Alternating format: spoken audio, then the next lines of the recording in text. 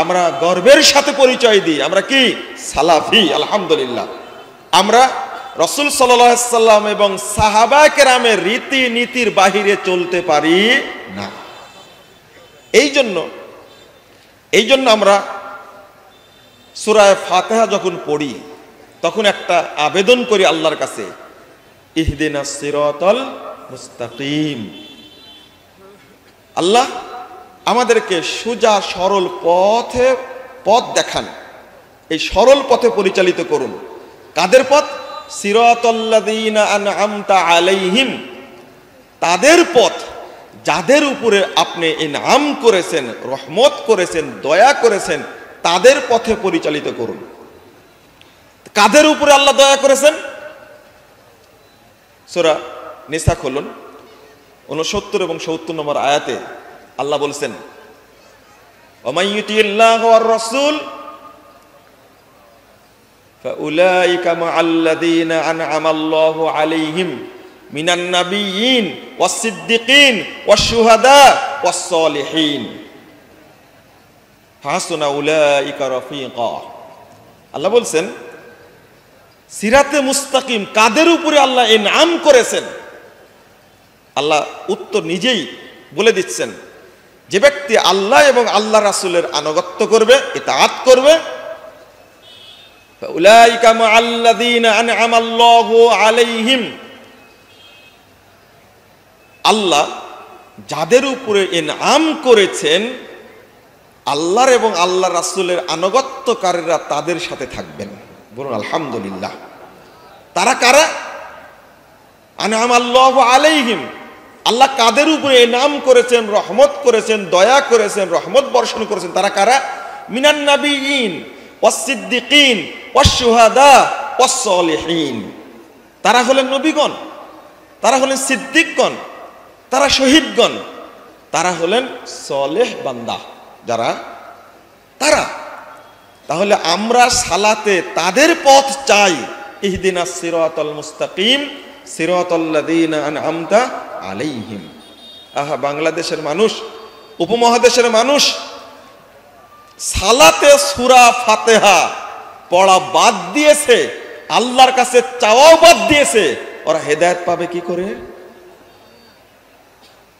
হেদায়েত পাবে কি করে? আমরা তো সবসময় চাই ইহদিনাস সিরাতাল মুস্তাকিম সিরাতাল্লাযীনা আনআমতা আলাইহিম। আল্লাহ এরপরে বলছেন হাসুনা উলাইকা রাফিকা, তাদের সান্নিধ্য পাওয়া কতই না ভালো, তারা যারা তাদের সান্নিধ্য পাবে তারা কতই না ভাগ্যবান। বলুন আলহামদুলিল্লাহ। এরপর আল্লাহ বলছেন যালিকাল ফাদলু মিন ইনদিল্লাহ, এই অনুগ্রহ সরাসরি আল্লাহর পক্ষ থেকে। আল্লাহর অনুগ্রহ না হলে আপনি জান্নাতের পথে চলতে পারবেন না, আপনি সিরাতে মুস্তাকিমে চলতে পারবেন না, আপনি সাহাবীদের পথে চলতে পারবেন না। এই জন্য আল্লাহর কাছে চাইতে হবে ইহদিনাস সিরাতাল মুস্তাকিম সিরাতাল্লাযীনা আনআমতা আলাইহিম। এই জায়গাতে এসে ইমাম ইবনে তাইমিয়া রাহিমাহুল্লাহ তিনি বলেছেন, আমারা বিসওয়ালিহি আল হিদায়াহ ফায়াজিবু ইত্তিবাউ সাবিলিহিম ইলা সিরাতিহিম। ইবনে তাইমিয়া রাহিমাহুল্লাহ বলেছেন, আল্লাহ রাব্বুল আলামিন এই আয়াত পাঠের মাধ্যমে সাহাবীদের পথ চাওয়ার নির্দেশ দান করেছেন। আমাদের চাইতে হবে আল্লাহর কাছে। আল্লাহ বলেছেন সূরা লুকমান 15 নম্বর আয়াত, ওয়াত্তাবি সাবিলা মান আনাবা ইলাই, অর্থাৎ আপনি তার পথের অনুসরণ করুন যে আমার দিকে অগ্রগামী। তার পথের অনুসরণ করতে হবে যারা আল্লাহর পথ দিকে অগ্রগামী, ধাবিত। তা আল্লাহর দিকে অগ্রগামী কারা বলেন তো দেখি? আস-সাবিকুনাল আউওয়ালুনা মিনাল মুহাজিরিন ওয়াল আনসার ওয়াল্লাযীনা ইত্তাবাউহুম বিইহসান।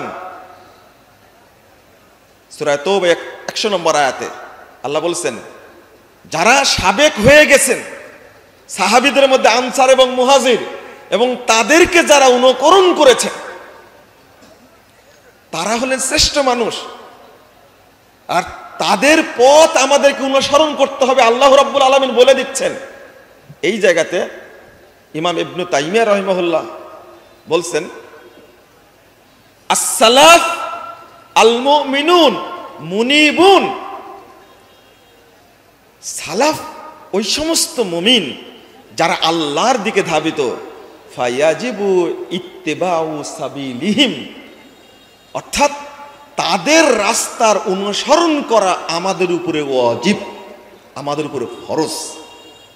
আজকে বাংলাদেশে সালাফি মানহাজের উপরে কোনো আলোচনা নেই, আকীদার উপরে আলোচনা নেই। অনেকের আকীদা ঠিক আছে কিন্তু আমল ঠিক নেই। কি এর মানহাজ ঠিক আছে? কারো আমল ঠিক আছে কিন্তু আকীদা ঠিক নাই, এ কি সালাফি মানহাজের? না।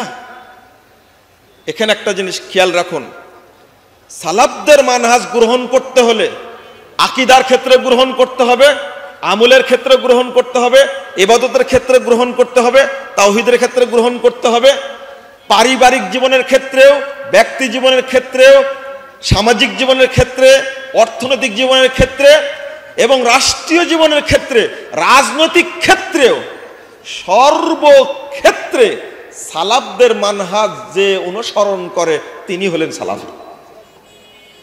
আল্লাহ বলছেন সূরা নিসা 115 নম্বর আয়াতে, ওমাই ইউশাকিকির রাসূল মিন বাদি মা তাবায়্যানা লাহুল হুদা ওয়া ইয়াত্তাবি গায়রা সাবিলিল মুমিনিন নুওয়াল্লিহি মা তাওয়াল্লা ওয়া নুসলিহি জাহান্নাম ওয়া সাআত মাসীরা। আমরা যতই আলোচনা করি না কেন, এই সালাফদের মানহাজ সম্পর্কে আলোচনা হলো 1 নম্বর আলোচনা। কথা বোঝা গেছে? 1 নম্বর আলোচনা। কারণ আপনি সিরাতে মুস্তাকিমই পাননি, আপনি জান্নাতে যাবেন, জান্নাতের রুট বা পথটাই পাননি, তাহলে আমল করে কি কোনো লাভ হবে? না, কোনো লাভ হবে না।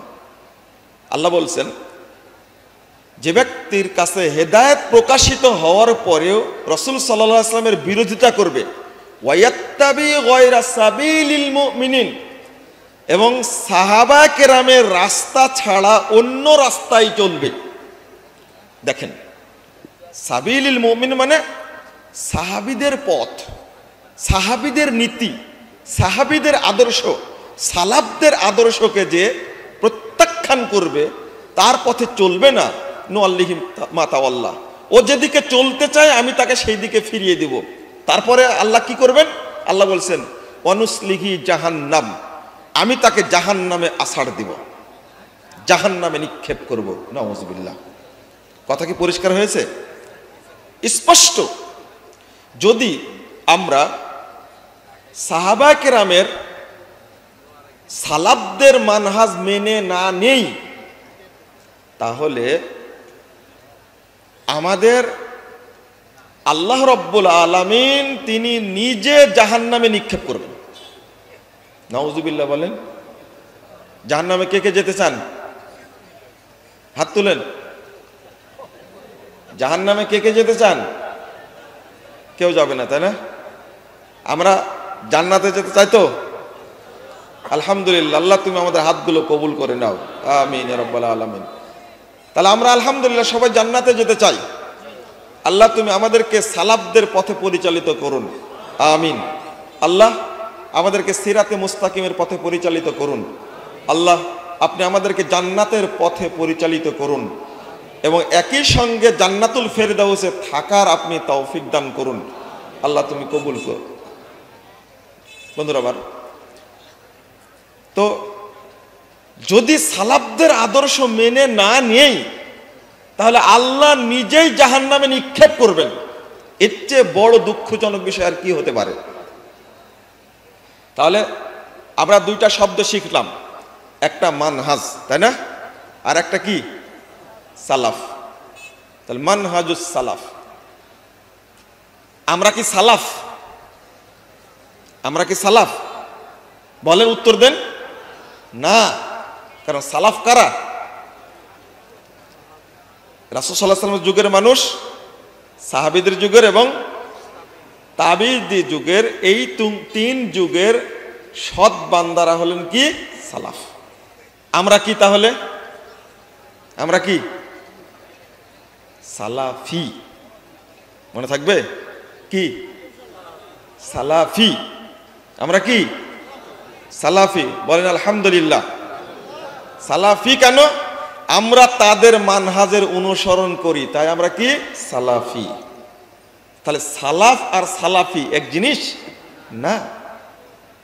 সালাফ হলেন ওই শ্রেষ্ঠ তিন যুগের সৎবান্দাগণ, আর আমরা তাদেরই পদাঙ্ক অনুসরণ করি, তাদেরই পথ চলি, তাদের আদর্শ মেনে চলি, এই জন্য আমরা কি সালাফি।